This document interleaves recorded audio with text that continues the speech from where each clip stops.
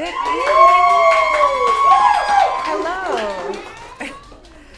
I apologize for the time being a bit colored tonight. It's going to be all right. I want to thank you, before we get started, for showing up.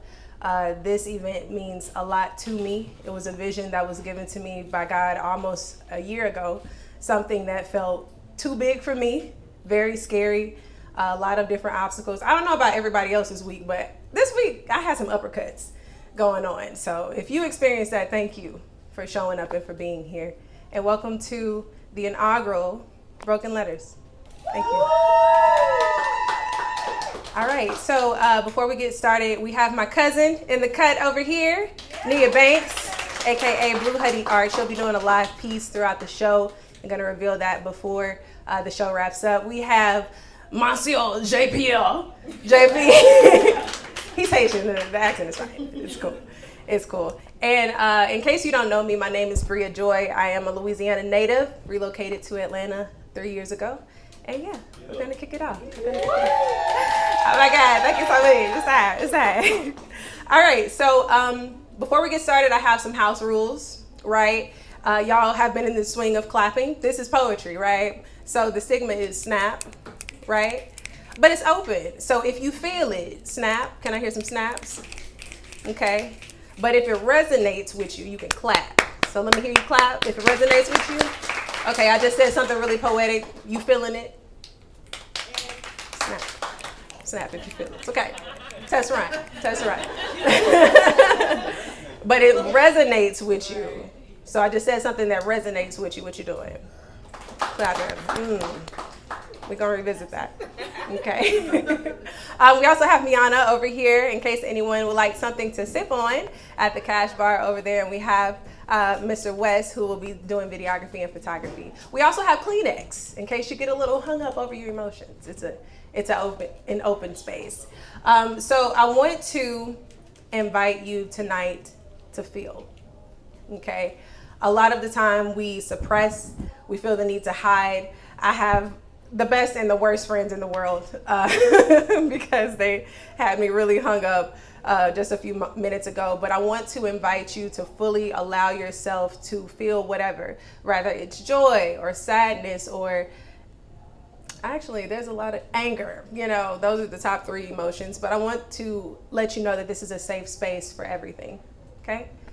All right, so tonight I'll be serving you an 11-piece spicy nugget combo going on, like the spicy nuggets that we for sure Chick-fil-A is more than capable of making. Right. Okay. So the first nugget is to take into consideration the things that are too expensive to hold value. I remember being in the 3rd grade and we had a bell ringer, right, wherever they would give you like a topic. And I remember my teacher asking if we would want like all of the power or all of the money or a time machine. And I think of the 3, I would rather have a time machine, right? Because you can have all the money in the world and lose it. You can have all the power in the world and end up like Diddy, or, you know, just have a lack of respect. But with the time machine, it's so valueless, right? You can go back and give yourself some nuggets so that you have more money or power or a status or whatever. But yeah, I really want that time machine.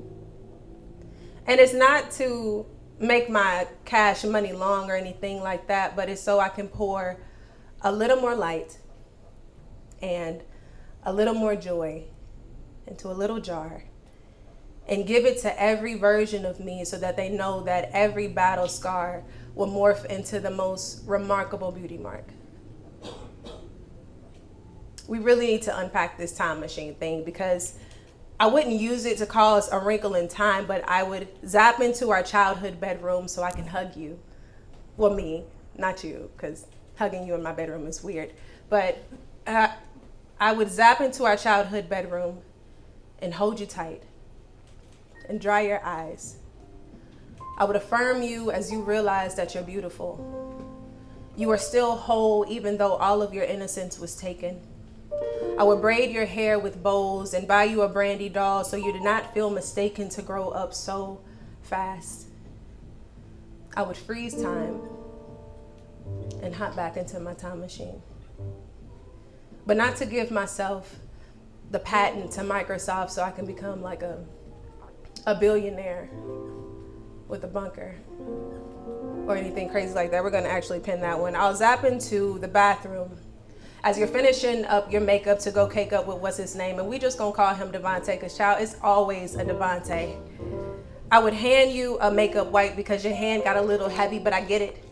See, it's easier to mask and suppress so you won't regret it, but baby girl, I'm here to break it to you. You're setting booby traps for big-headed heartbreaks. Sorrow and shame will try to befriend you. You cannot let them in, boo. I need you to choose you. You cannot let them in you. I would hug you and freeze time. I would get back into my time machine. And this time, I would backhand you just a little bit and then zap you with a little laser from Men in Black 2. Hear me out, because you're moving too damn fast. Fast as that motorcycle. And though you look stunning in your wedding gown, this would not be your last. See, as I gaze into those deep brown eyes like a looking glass, I see our youngest self dressed as a princess, building castles on the foundation of our past self. See, this is a lot. And it is reminiscent of a wife who wanted just one more shot, one more glance, and was instantly sifted into the sand where she sought. See, right now, you're in this place between knowing Jesus and desiring familiar taste. It is a very dangerous place. I would hug you and remind you to lightly tread. I would pull you in for a tight embrace and slap the taste out of your mouth from the back of your head. Freeze time. Get back into the time machine. This last trip, I would zap every version of me so that they could see who God healed us to be. We are a mama bear that protects her young in a way that intimidates the biggest grizzly. In the face of adversity and pain, we stand firm in the Lord and leave our hearts to open and love fiercely. In spite of all the naysayers who keep our name on their tongues like a dog's tongue to a frisbee, we shine, baby. We wear divine exuberance like a tatted sleeve with peace and joy that's locked in weave. Oh my. We must hop back into our time machine. But just one group hug before we leave.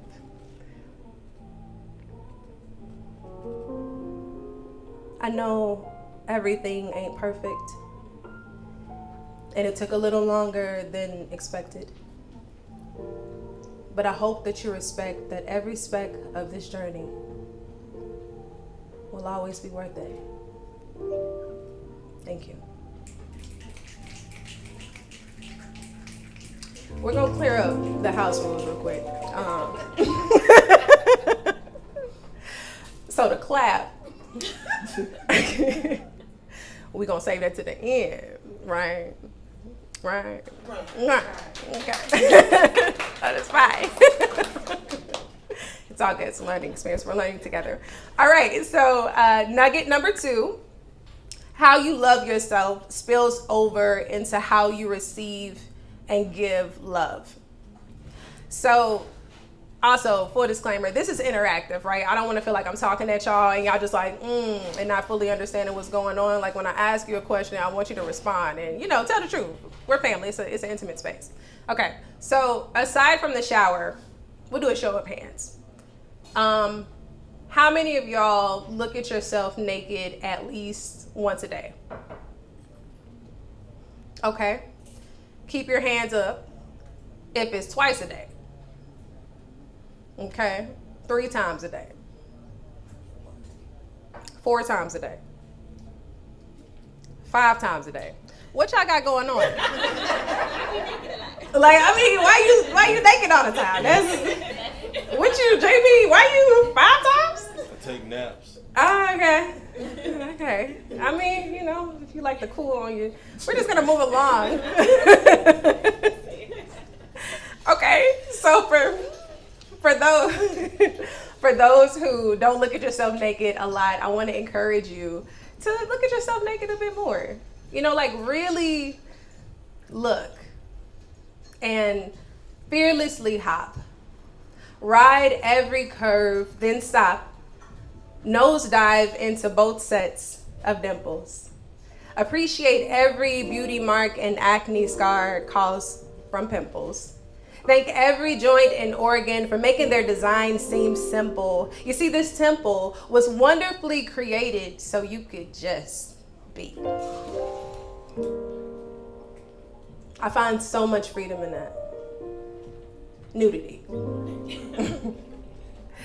But if I can speak transparently, somewhere along this ride, I veered into this tunnel that led to a room of filtered imagery. The walls showed this looped montage of what I was expected to be by society, and it scared me. This hazy fog started to consume me until I lost my identity, and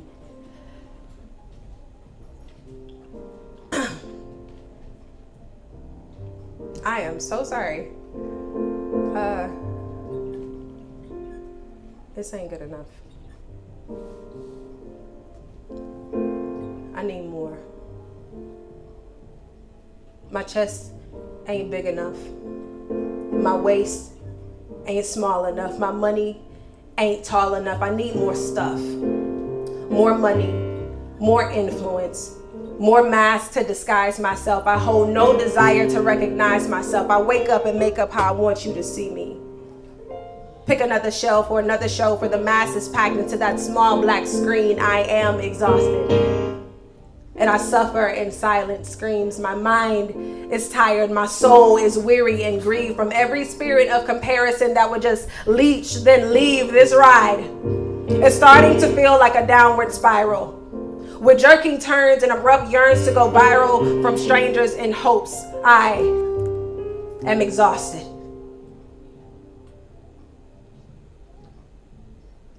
And a little ashamed. A little estranged from my creator, which I suppose explains the amount of pain I feel carrying the shell that I was never even meant to fit in.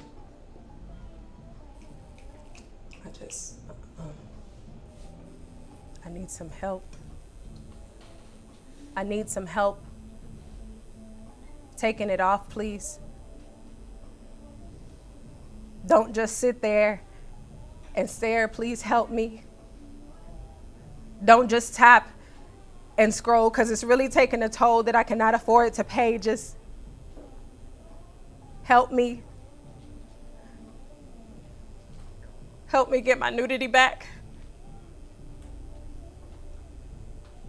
I don't care. I'll strip bare in front of the whole world. I find so much freedom in that. To just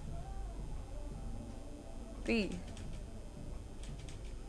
Thank you. Hi.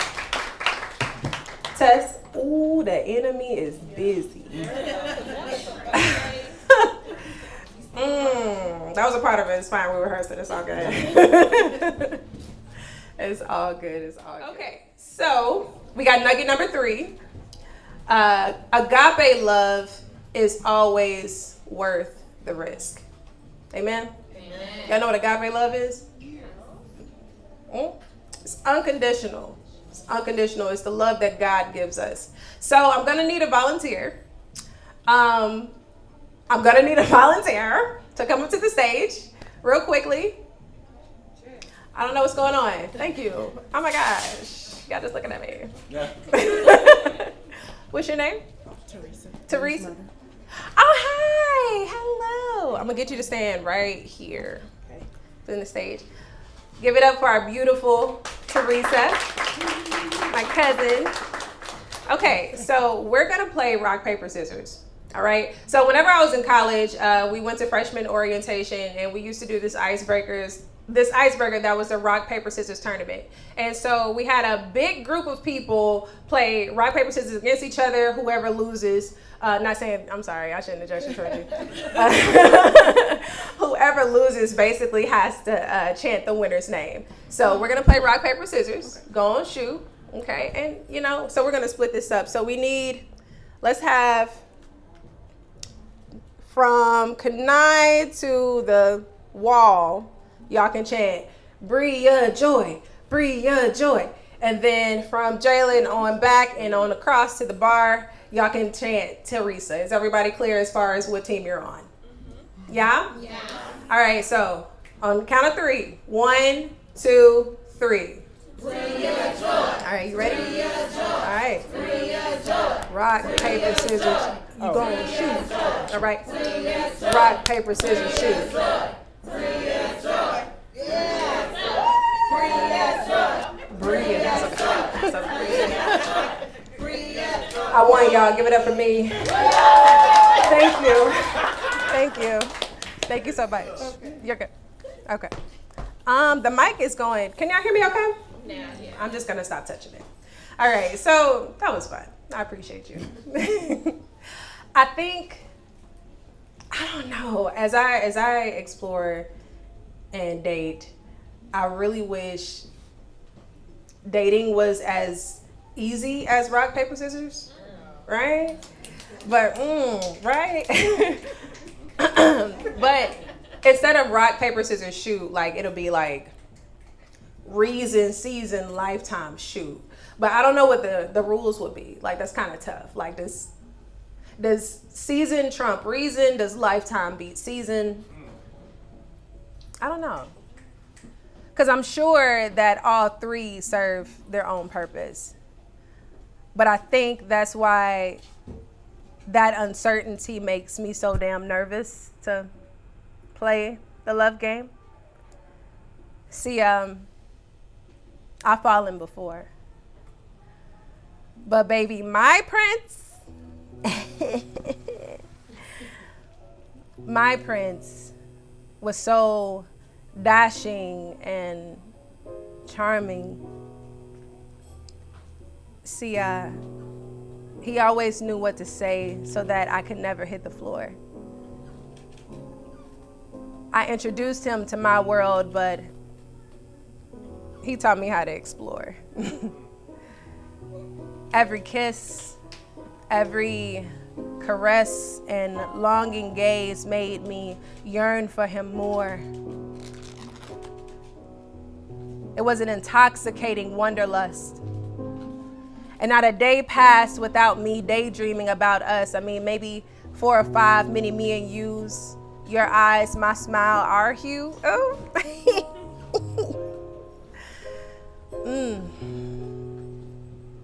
My heart was synchronized with his tune. So you can understand why it troubled me when I discovered that a blot clouded my vision to see what was not true. I was blindsided and confused at how the same lips that sang sweetness into my soul cursed me the same, calling me out my name, cutting me deeper in every argument. How is it possible to see hell in the eyes of an angel I thought was heaven sent? Were you hiding in plain sight, or was my lens just rose tint? How naive to believe that a fairy tale love could ever happen for me. Reason, season, lifetime. Shoot.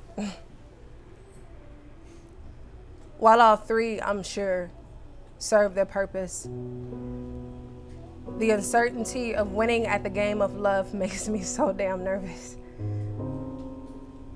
Because on the surface, I don't want to lose. But deep down, I just want to fall. Thank you.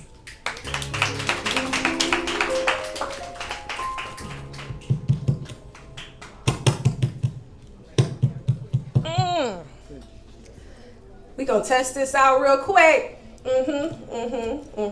Okay. All right. Okay. That's all right. Okay. I'm gonna wait for everybody to take their seats before we get started. To our fourth nugget. All right. So you need to know when to fight and when to take flight.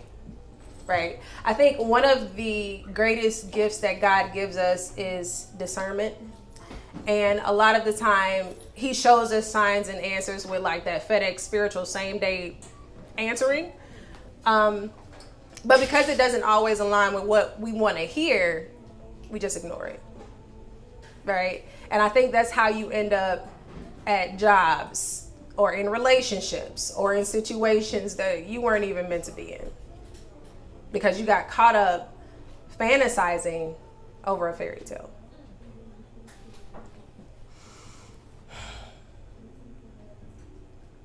Once upon a time, I dreamt. But y'all, I swear I was awake. You see, the clouds departed as I felt the ground shake, and there you stood. Soul blazing, eyes gazing deep into mine, and with just a divine utter of sweet somethings, my heart intertwined in your fingers. And whether or not I yielded his permission to leave, my intuition told me you were mine and I to you. So effortlessly, I flew in maddening, passionate love with you. I dove to my knees to pray the heavens to come to you. I celebrated you because as your wife, any accomplishment in your life is mine too. I set my goals to the fire to keep you warm. I deprived my desires to crave you more. I was a surrogate of your dreams, providing light and nourishment so that the world's discouragement could never consume you. I dreamt that if this reality is somehow some dream, when I awake, your love for me would delicately take my heart so that it could never break. Once upon a time, I woke up, and the warmth that I thought transcended from a furnace of passion was from turned coals of the death you spoke over me. Like a fever, my body pulsated in sweat from your touch, though my heart felt displaced. I am in utter confusion on how I allowed delusion to paint this mosaic fairy tale of stained images. Those deep eyes dropped me in a trance. You spoke spells where I stood to make me dance to the strings you held to my soul, my covenant Geppetto, who I could never seem to let go, yanking me, breaking me, piece by piece, so that your ego had more room to grow. You left me empty. You drained me. You dismayed me and made me see you. See through all the smoke and mirage you stuffed into that princess cut suffering.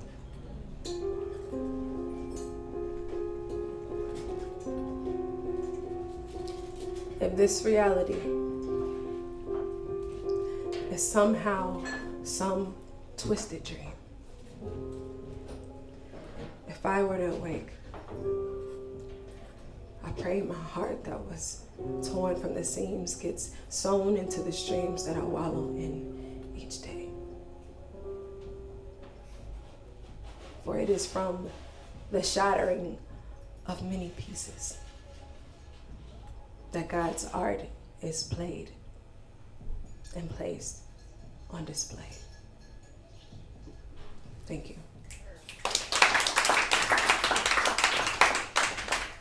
Okay. All right. So nugget number 5 If it's not them, then it's you. Okay? Nobody wants to take accountability. Sometimes you're the drama, sometimes you're the problem. So I know in today's day and age, it's often glorified to step into your villain era, right? Your villain origin story. And okay, just a quick show of hands. Is anybody in their villain era? Raise your hand. Yeah, it's a safe space. You can admit it if you're in your villain era. Okay. All right. Some of y'all not going to accountability. It's fine. It's all good. All right. So I don't think I've personally experienced one. I think I wanted to, but my heart is too soft for all that. Like, I can't fully just set myself to be the villain in somebody else's story. You know what I mean? And it's all fun and games till it's time to actually be the villain. It's to a point where you realize that you actually cause someone pain, till you realize that you may, again, be the problem.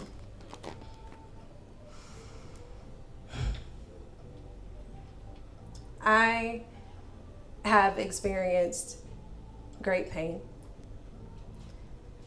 I have experienced great loss and devastation. But before you allow your empathy to run deep for me, I have a confession to make. I have caused great loss. I have caused great pain and devastation. But before you allow your judge and jury to bury me, I have demons to face. I have damage to undo and an apology to make. I would like to start by announcing to the world that you were the love of my lifetime. I don't know at what point in time I did this deed for you to become this angel I got to call mine, but you gave me 3 years of roaring tears from laughter. You were my lover, my cheerleader, the beginning and end to my happily ever after. I loved you, and I took you for granted. So you took away access. Between broken promises and pointless arguments, passing a torch to my ego when you were making too much damn sense,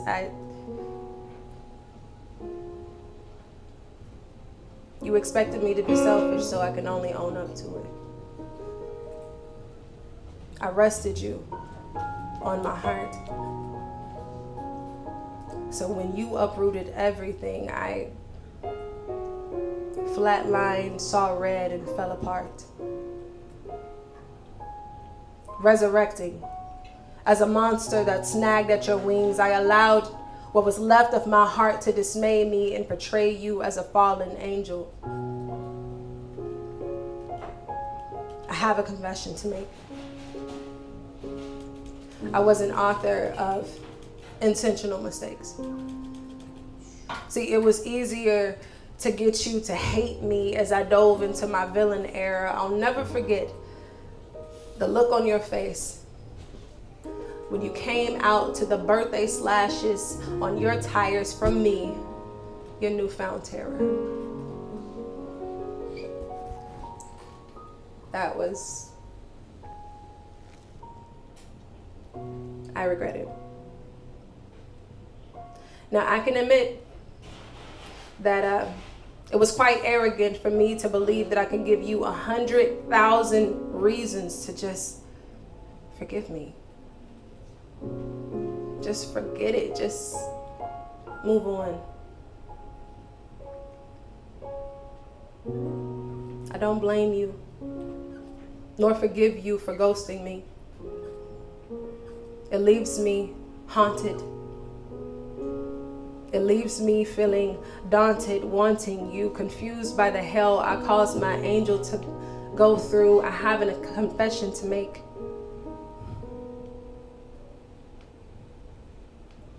I can attest that the biggest lessons come from the greatest blessings being stripped away.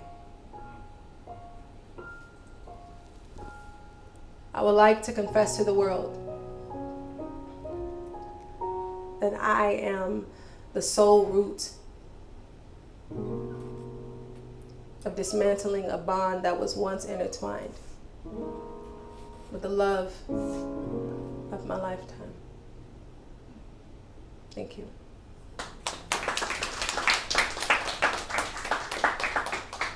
Quick ask, could you hand me a bottle of water over there? I'm so sorry. I'm so sorry. All right. While we get something to wet my whistle. All right, so okay, so nugget number 6. Are y'all keeping up with the nuggets? Are these nuggets good for y'all? Yeah. Oh my gosh, y'all had a dream about this moment.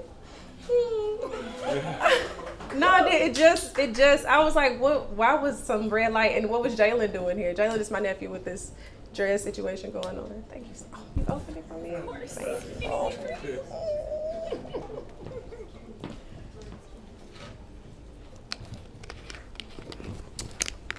Wow, that was a full circle moment.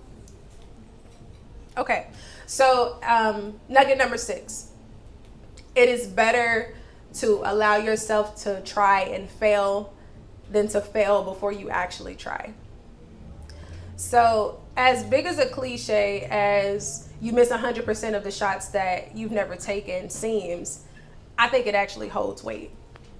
Like when I think of every vision and dream that God has given me that I don't want to die. Like if I were to die tomorrow, I'll be like, but I have so much I need to do, you know? Like when I think of that and how bad I want them to come to fruition, honestly, sometimes it triggers me. It makes me feel anxious. It makes me stagnant, and I end up just kind of sitting still, you know? And I think the same thing can be said about relationships. Because we're still carrying the hurt and, you know, the callous of everybody who managed to hurt us. Sometimes you think that you're unworthy of receiving love from somebody, of someone, the possibility of someone unconditionally loving you. And that's not true.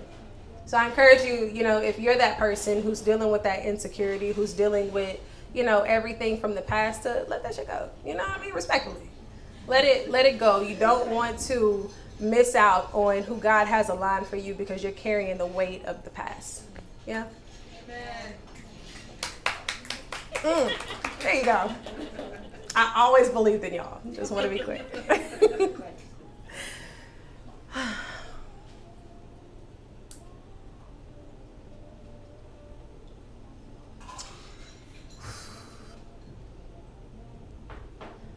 I remember our last fight. That night was different. And had I known that the arrogance of tomorrow was running on fumes, I would have been more driven to spend our time with a bit more intention. Baby, I'm sorry. See, it was never my intention to hurt you. And honestly, I would give every penny, stock, and pension for just a moment more of your attention. Wait. I'm sorry, I need you to hear my plea. Because I loved you from the depths of me, which included the broken parts. So I mean it when I say that I tried to carry your heart with delicacy, but I dropped it and found it pinned to one of my shards. So maybe, darling, we were just doomed from the start. You see, when you're on this arc, this slippery slope of self-sabotage, you can't decipher divine identity from manifested facade.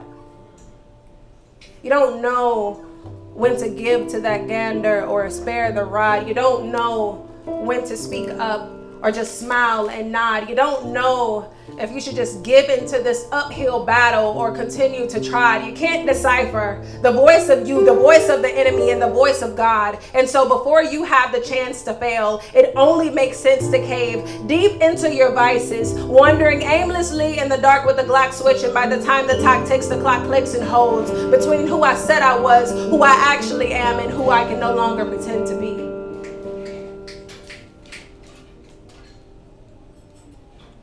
That night, I knelt before thee, bleeding, begging, pleading, begging, scratching, begging, latching, begging. And you looked down to me. And all of a sudden it just clicked. This is it. This is eternity. A newfound reality where there is no you with me. Thank you.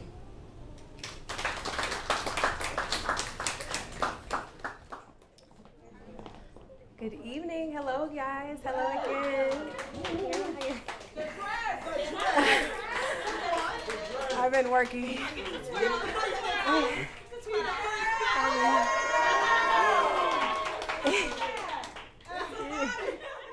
The second half is a little heavier than the first half.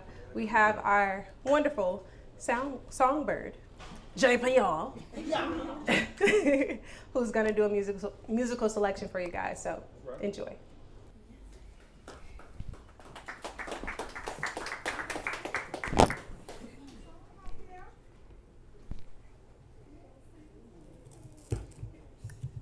Test.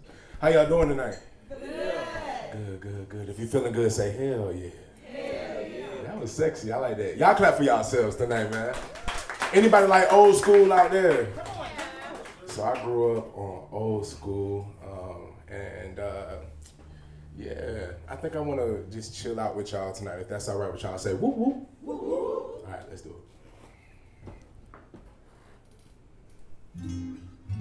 Let me see y'all snap their fingers.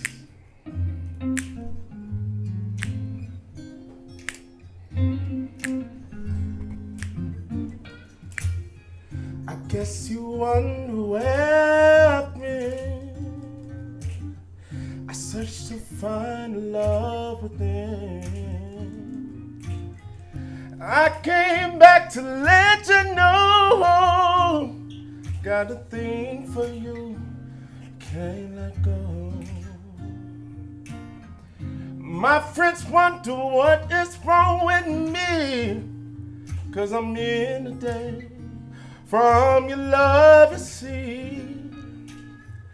I came back to let you know I got a thing for, can't let go. Though I only want the best, it's true. I can't believe the things I've known for you. What you won't do for love. Let me hear y'all. You try everything, but you won't give up. Yeah. I thought you were gonna sing it. Only you make me do alone what I would not do. My friends wonder what is wrong with me. Guess I'm in the daze from your love, you see. I came back to let you know I got nothing for you that I can't let go. Some people go around the world for love, but they may never find what they dream of. What you won't do for love. You tried everything, but you won't give up. In my world, it's only you who make me do for love. Da da da da da, da da da da da, da da da da da. Everybody snap your fingers, da da da da da, da da da da da, da da da da da da.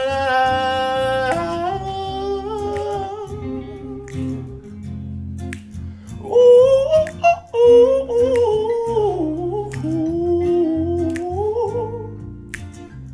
Da da da da da, da da da da da da da, da da da da da da da. Thank you.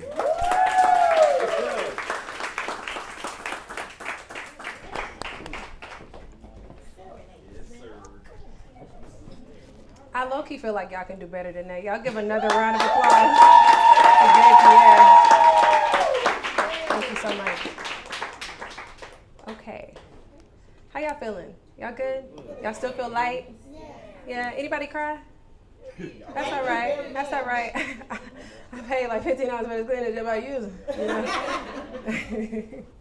know? So, again, the second half of the show is a bit heavier than the first. You know, it's easy to kind of get into the whimsical of being in love and heartbreaking. Yeah, I don't like him and all that stuff. But I really, again, want to invite y'all to feel whatever that looks like. If it's happiness, if it's anger, if it's joy, if it's reminiscence, whatever you want to feel. Again, this is a safe space. If you want to cry, because I may or may not, but this beat, you know what I'm saying? It's a little water resistant, but not fully water resistant. Okay. But I just wanted to give y'all that mini nugget before the main nugget, if you will. So we have nugget number 7. Adjust your own oxygen before helping others.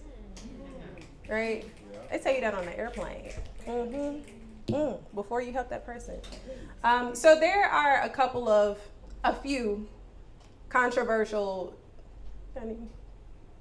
hey, we all black up here. There's a lot of controversial debates that happens amongst the black community. So I'm gonna name a few examples. We have Uno, if it's okay to put a draw 4 on top of a draw 2, right? Okay, that's crazy.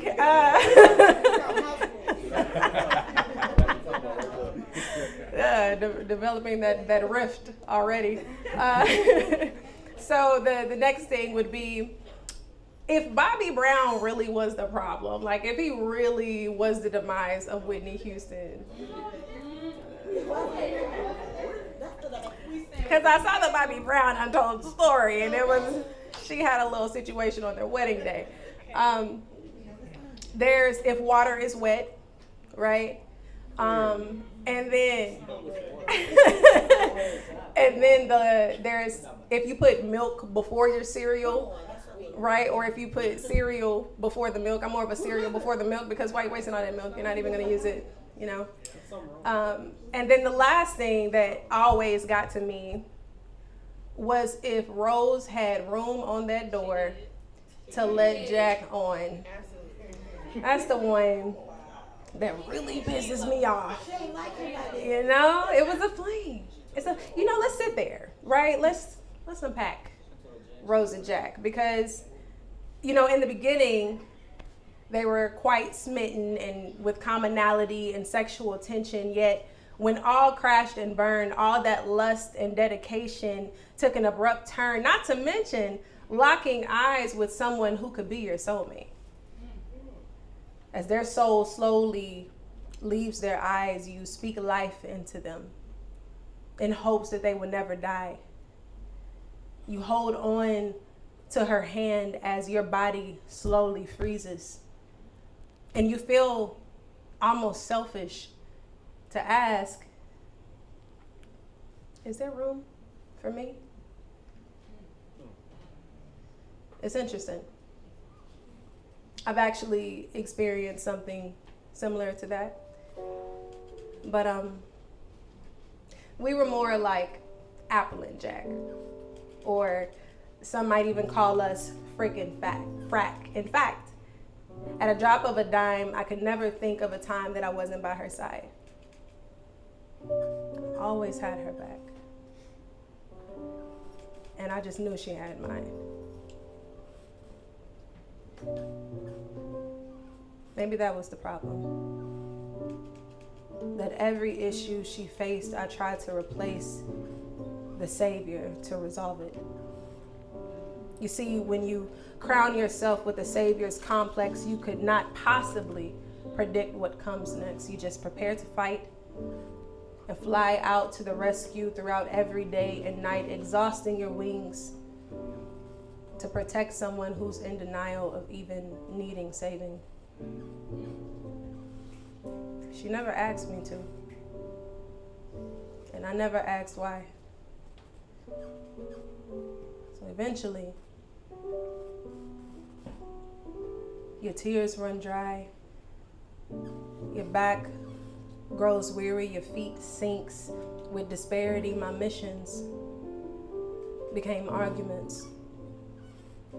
My concern for her burned into this built up resent. And as I replay every instance that I went above and beyond the distance to love you, to carry you, to care for you, I can see me slowly freezing to death. But unlike Jack, I refuse to go out like that. I refuse to die in the hands of someone who uses me as a buffer when they actively choose to suffer and hand over their peace and heart to a lover who spews venom in every "I love you."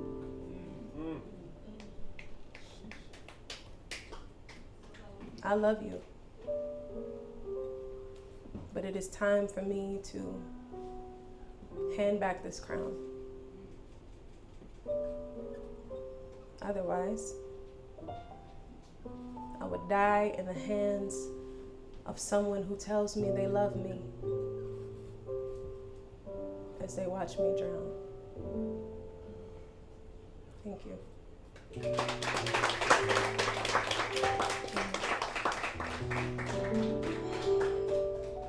your crown back. Oh no, I'm trying to surrender. Mom, I got you. Thank you. So I appreciate you. I love you.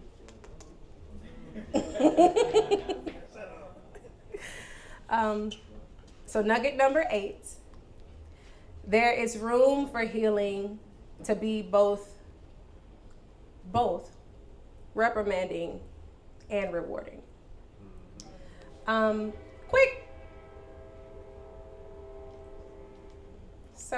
Quick show of hands for those who are in therapy or have gone to therapy before. Okay. Actually, y'all give it up for yourselves. For choosing healing, choosing therapy, right?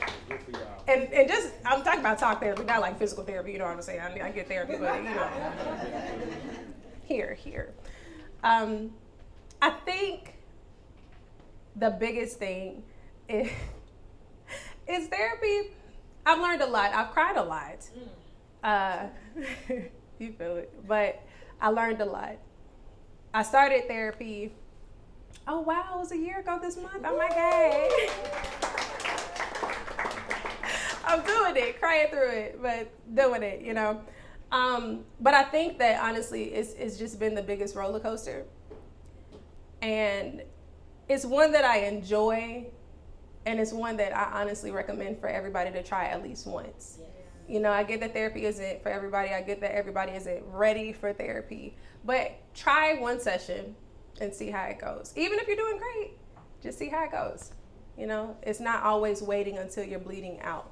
Sometimes you got to just do a maintenance check, you know.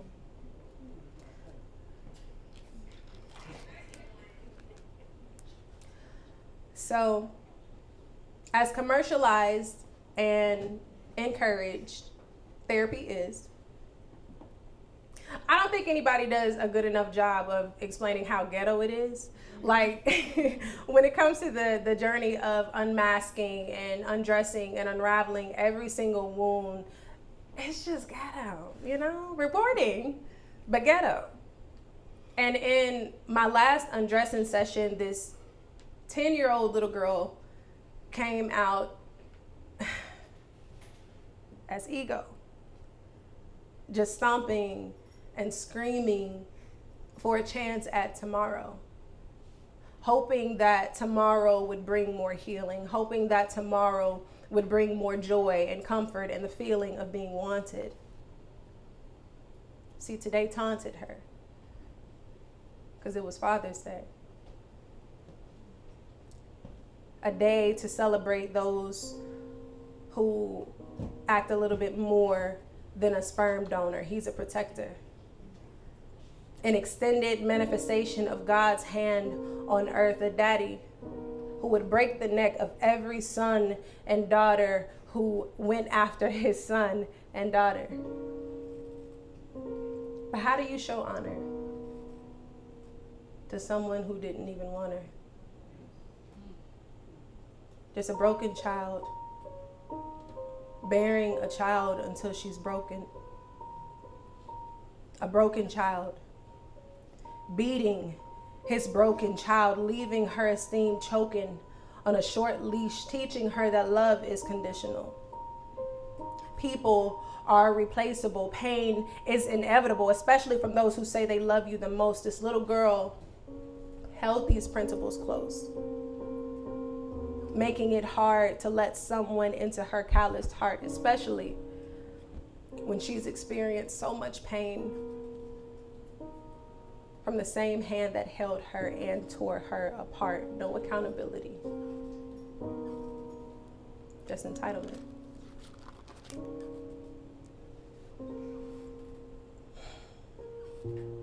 The biggest thing I've learned in therapy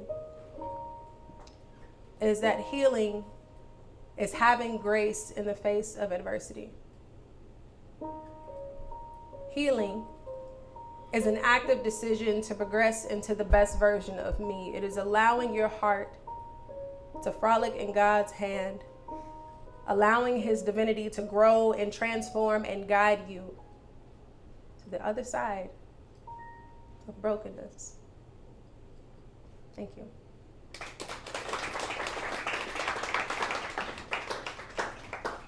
Okay. Ooh, y'all clapped. Y'all good? Y'all okay? I love you guys. You don't have to love me back. Love you too. But I love you. Oh my God, thank you.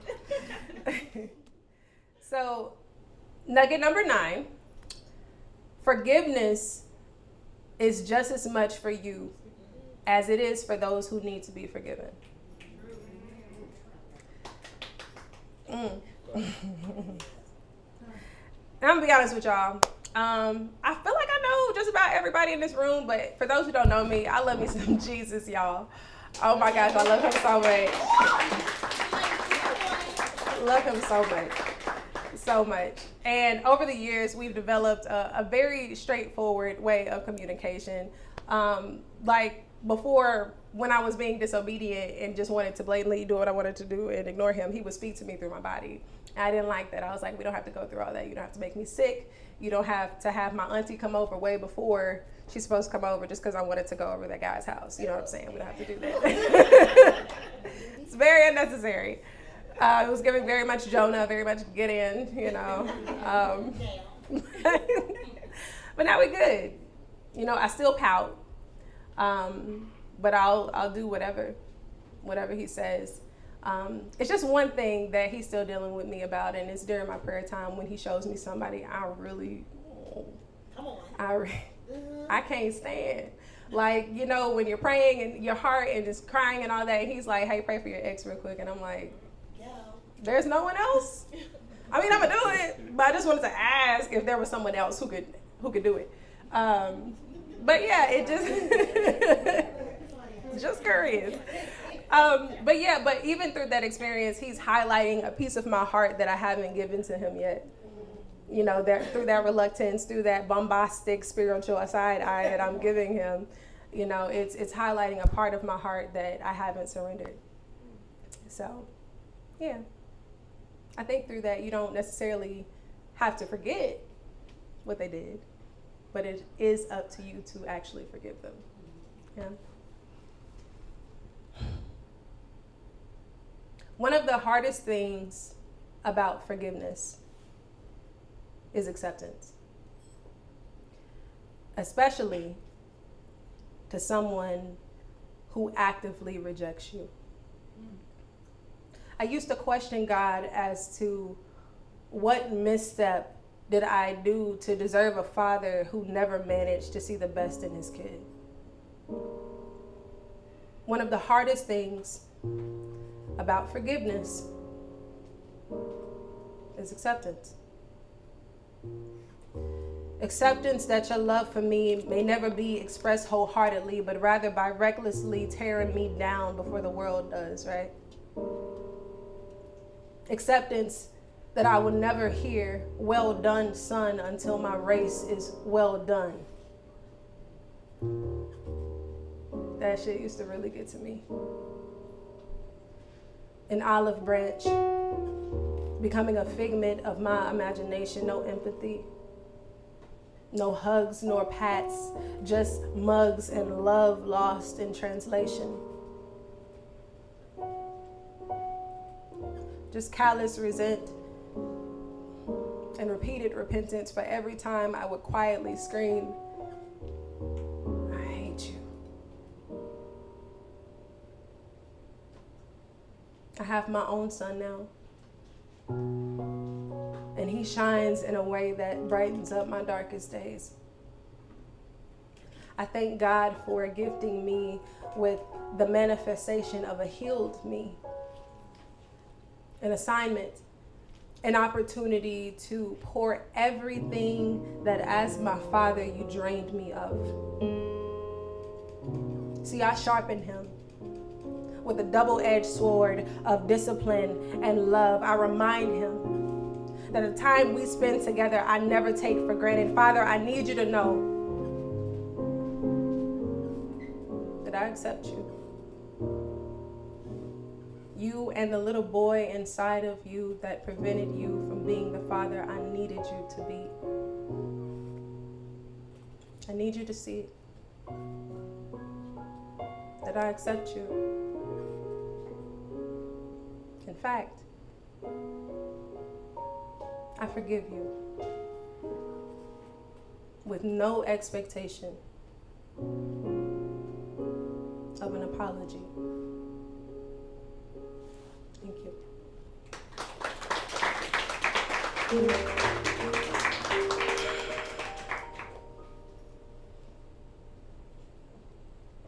I'm going to need y'all to bear with me. So,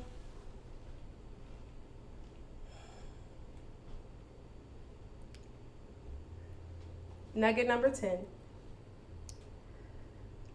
One of the most important keys to grief is allowing yourself to receive grace.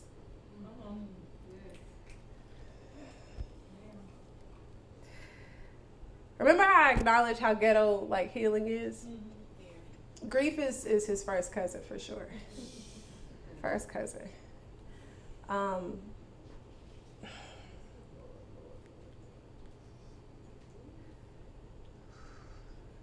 This first half of the year was very heavy for me. So the second half is very personal for me. In the first half of the year, I felt like I got an uppercut after uppercut after uppercut when it came to loss between relationships and friendships and family.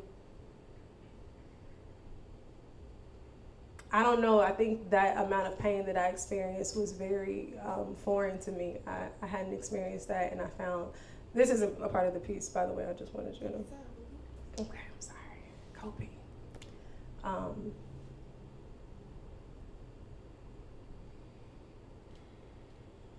I've never experienced that amount of pain. I've never experienced that amount of grief.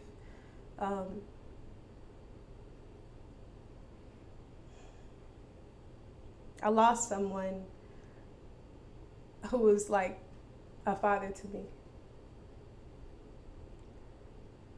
And it hit me a little differently, and it hits me in waves.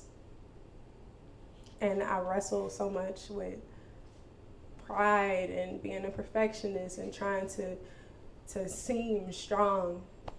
And I think that through that first half of the year, I had to go through that so God could reiterate to me and remind me where my strength comes from. I don't have to wear a mask. I don't have to be perfect. I don't have to be strong. I could just be in his presence. So if you've ever experienced loss, whether it's from a relationship or an opportunity or a loved one, allow yourself to experience that grief, but allow yourself to receive grace. Yeah.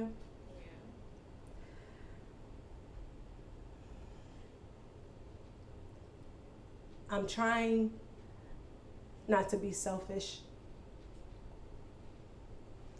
I'm trying not to seem angry or blaming or ashamed of my apparent tears, because for years, you've used your lips to speak life into me. For years, you loved me and raised me. We made plans for tomorrow and the day after yet, and yet in an inkling that led to eternity, your silence belted out the biggest lie you never spoke to me. It was deafening.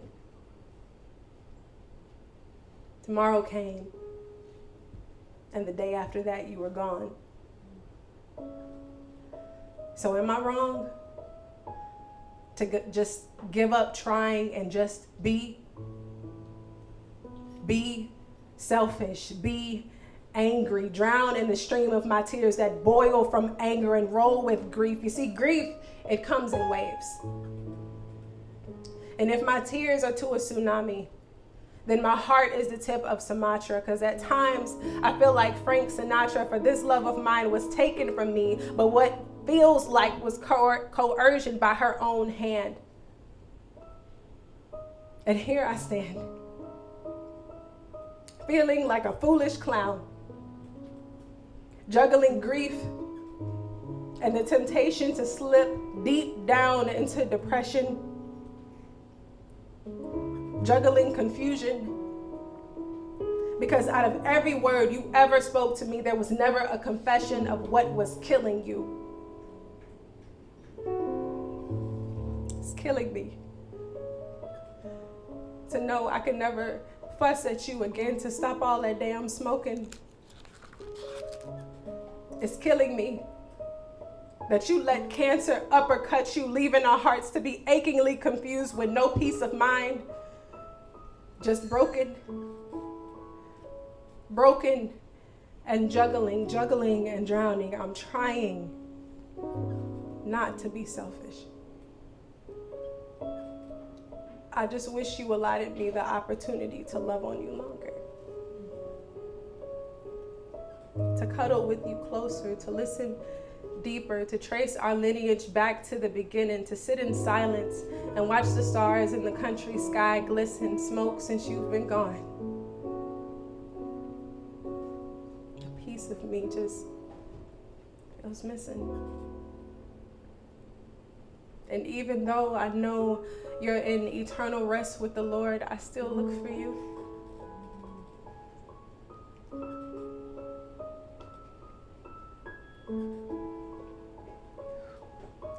And a gentle breeze on my back that reminds me of you being by my side. When I take an L, when I'm stressed, and when I hide from them kids, when I want to celebrate, when I feel against the world, I still look for you, my girl, wanting to call, wanting to fall into your lap as you hug me with pride, and the love you poured into me oozes on the outside.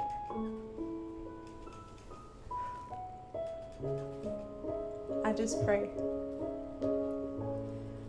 as I ride these waves of grief, Like the living water surrounds me and bounds me.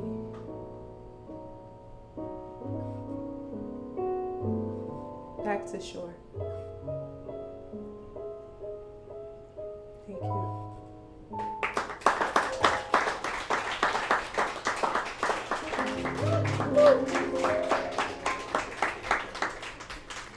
Oh, I need a Q-tip.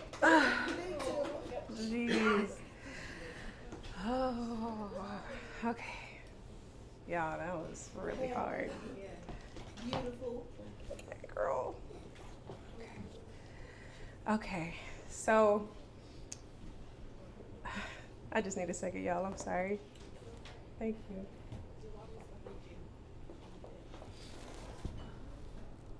you. Oh, is that yours? Oh, this one. Oh, thank you. Oh, it's okay.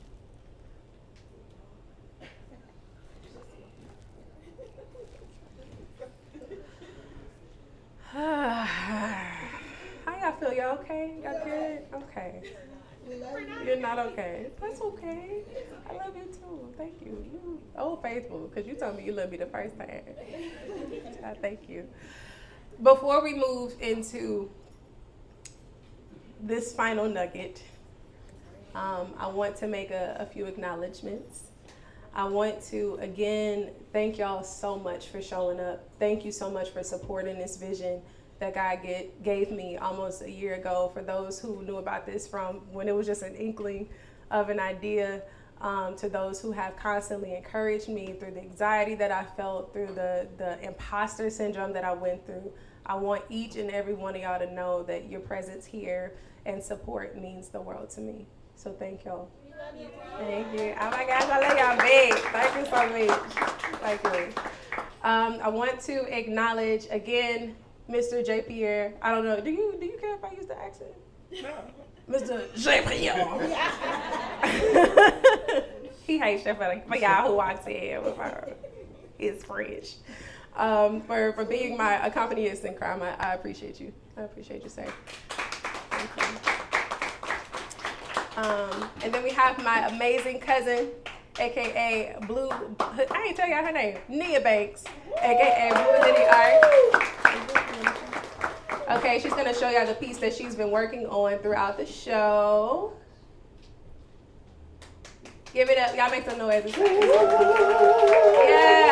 all that, all that, all that, all that. Yeah, you can absolutely come on. You want the microphone? Okay. All right. As I was doing this You want me to piece, put it away? as I was doing this piece, no, like that in that light. Okay. Oh, wow.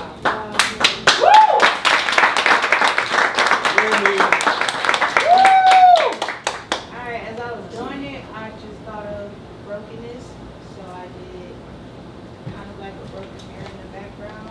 Okay, here. Just like I kind of did like the broken mirror in the background, and just like how in life, brokenness can sometimes be beautiful. So I did the rose, the hand holding the rose, as it surrendering to the beauty of brokenness. And yeah.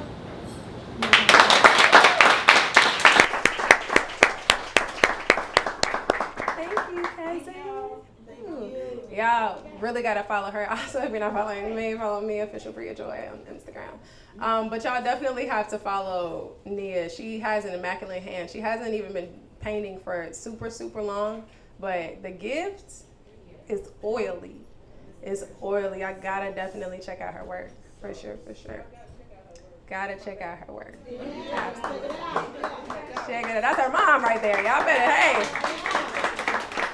Give it up. Okay, so I'm gonna bypass some time. We had to give Mr. JPL a brief, you good? Okay, you good? Take your time. Take your time. Not, you know what I'm saying, but also.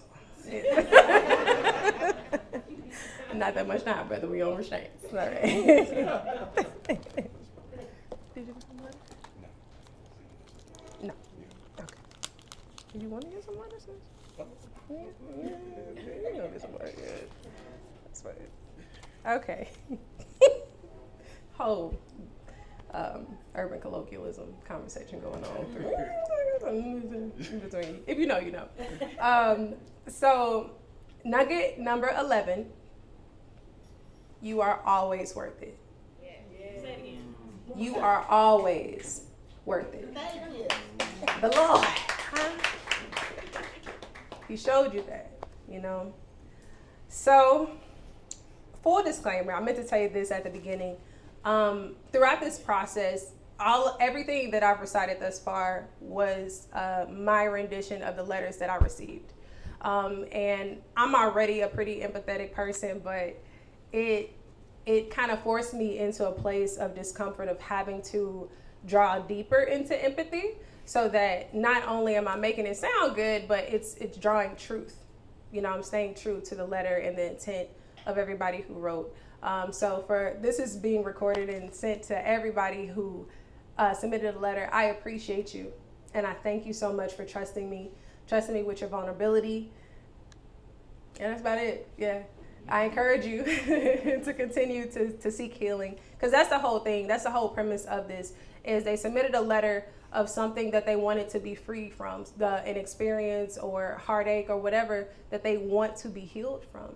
And so I encourage y'all to, if you want to submit a letter, you can. There's no pressure, but allow the Lord to really help you search your heart as far as the different nicks and crannies that's in there that you need to be healed from. And allow yourself to be free from that, because you're always worth it. So, this is my letter that I wrote to little Brea.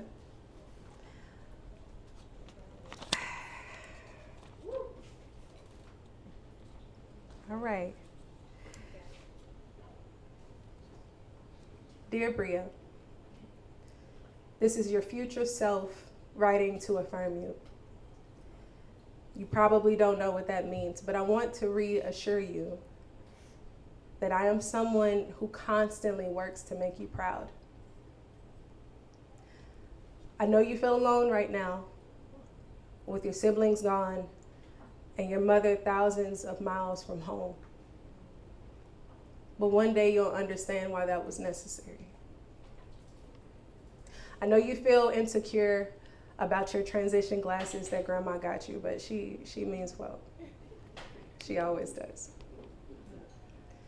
Your body is going to go through a lot of changes, and it's gonna feel uncomfortable. And unfortunately, this is when the seeds of comparison and body dysmorphia are planted amongst what's already there: lust and insecurity.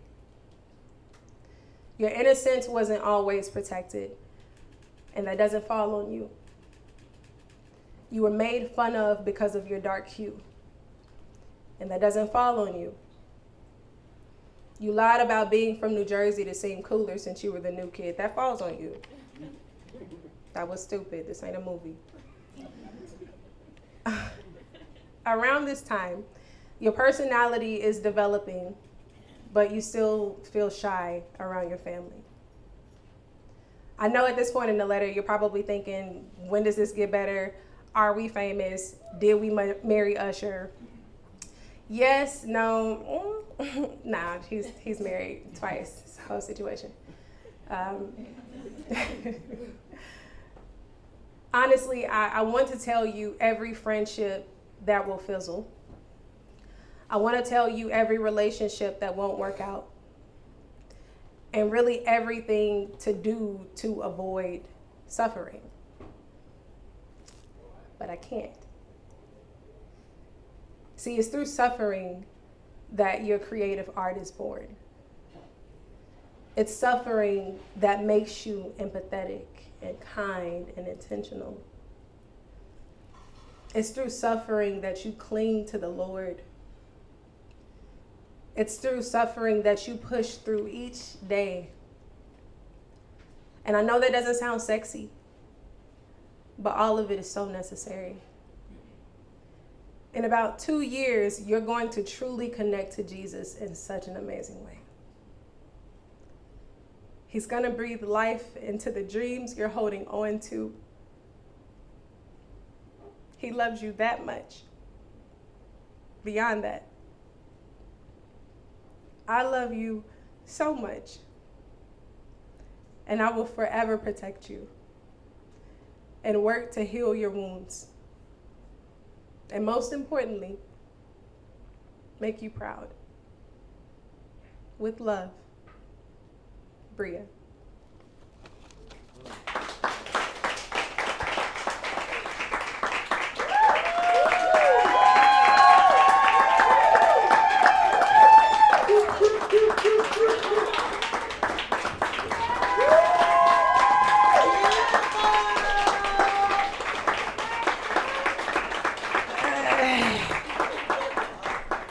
I gotta keep the beats.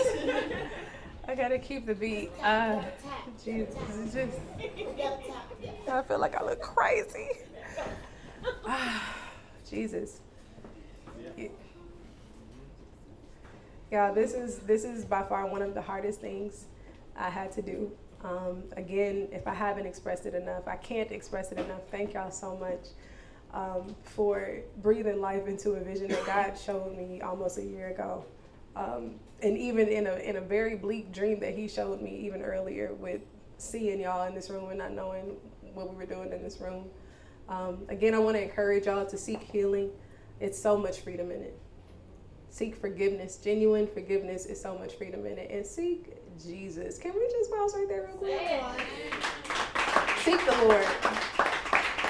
Because he's gonna and to be clear, you know, as a believer, things get extremely ghetto, it gets extremely turbulent, but you at least know that you're gonna make it through.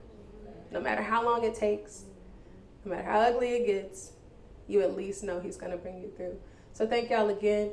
If y'all have any trash, put it in the trash can. I'm not trying to pay an extra $200 for a cleaning fee unnecessarily.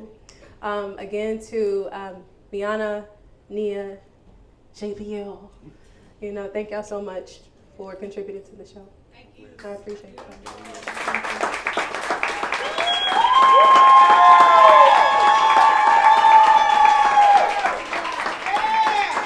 Thank y'all. That's it. Good night. Should I bow?